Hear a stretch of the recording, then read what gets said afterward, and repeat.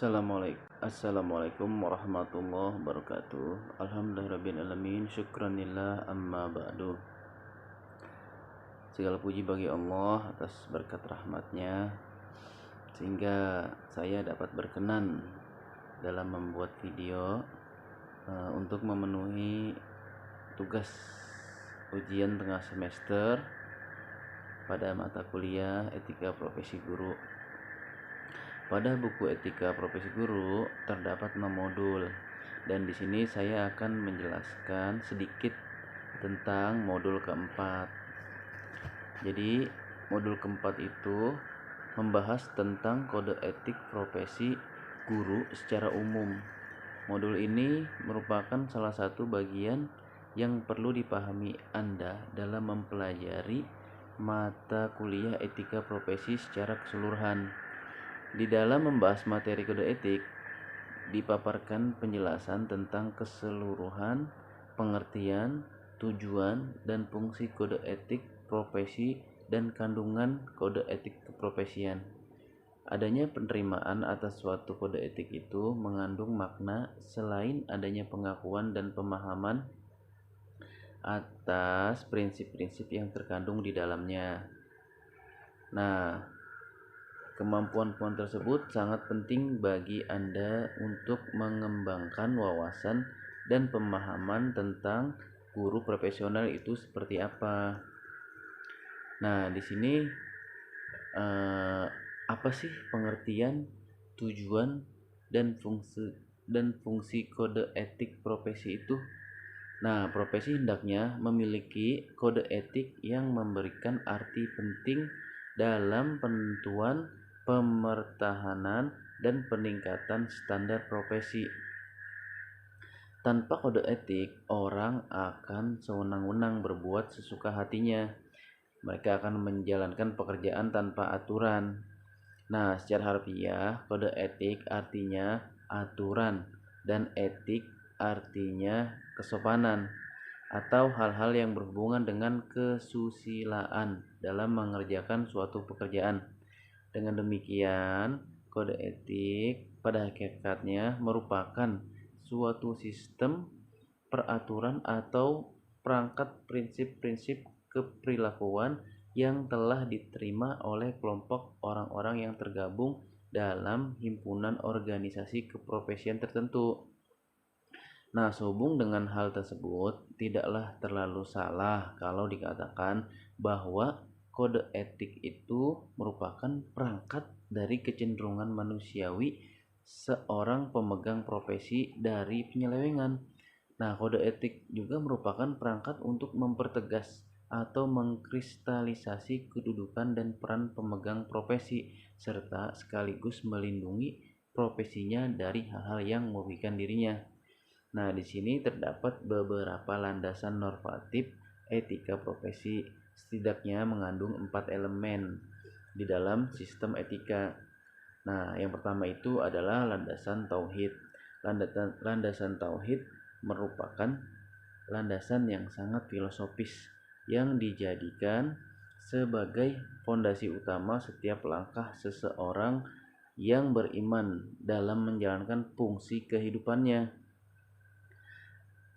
Sikap dan perilaku atau perbuatan yang lurus yang dinyatakan dalam Al-Quran secara logis mencerminkan sikap dan perbuatan yang benar, baik sesuai dengan perintah Allah dan sesuai dengan tolak ukur dan penilaiannya. Nah, yang kedua, landasan keseimbangan. Ajaran Islam memang berorientasi pada terciptanya karakter manusia yang memiliki sikap dan perilaku yang seimbang dan adil dalam konteks hubungan antara manusia dengan diri sendiri, dengan orang lain, masyarakat, dan dengan lingkungan. Ajaran Islam ini juga merupakan inti dan orientasi final yang harus dicapai dan dilakukan oleh manusia dalam aktivitasnya. Ajaran Al-Quran pada hampir segala perilaku yang dilakukan manusia, termasuk dalam kegiatan profesi ini, merupakan ajaran yang penting yang mendapat penekanan yang sangat penting. Hal ini sesungguhnya telah banyak dituangkan di dalam Al-Quran. Nah, seperti dalam surat Al-Anfal ayat 29 yang artinya, katakanlah Tuhanku menyuruh menjalankan keadilan, dan katakanlah luruskanlah muka dirimu di setiap sholat dan sembahlah Allah dengan mengikhlaskan ketaatanmu kepadanya sebagaimana Dia telah menciptakan kamu pada permulaan, kamu akan kembali kepadanya.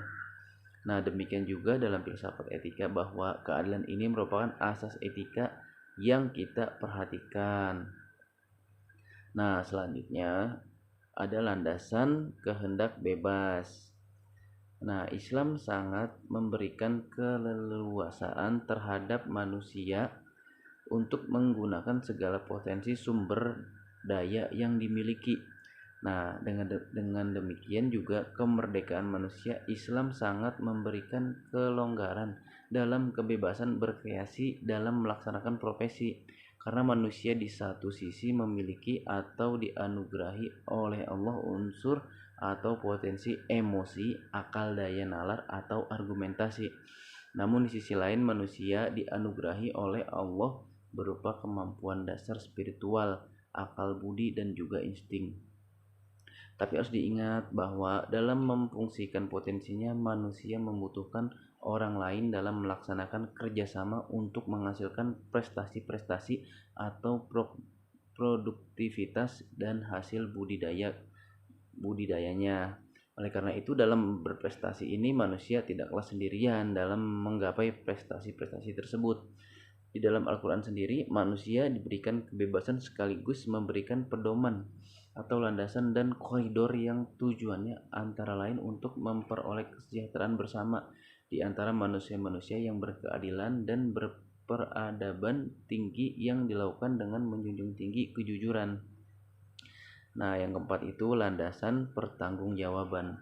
Nah, segala kebebasan dalam melakukan segala aktivitas manusia maka tidak lepas dari pertanggungjawaban yang harus diberikan manusia atas aktivitas yang dilakukannya.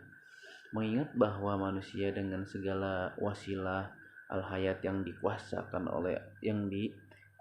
oleh Allah kepada manusia ini bukanlah kepemilikan yang sesungguhnya secara hakiki, namun manusia dengan segala fasilitasnya, kehidupan yang dimiliki secara amanah ini hanya sekedar diserahi amanah untuk mengelola secara benar sesuai yang diberikan petunjuk oleh Allah.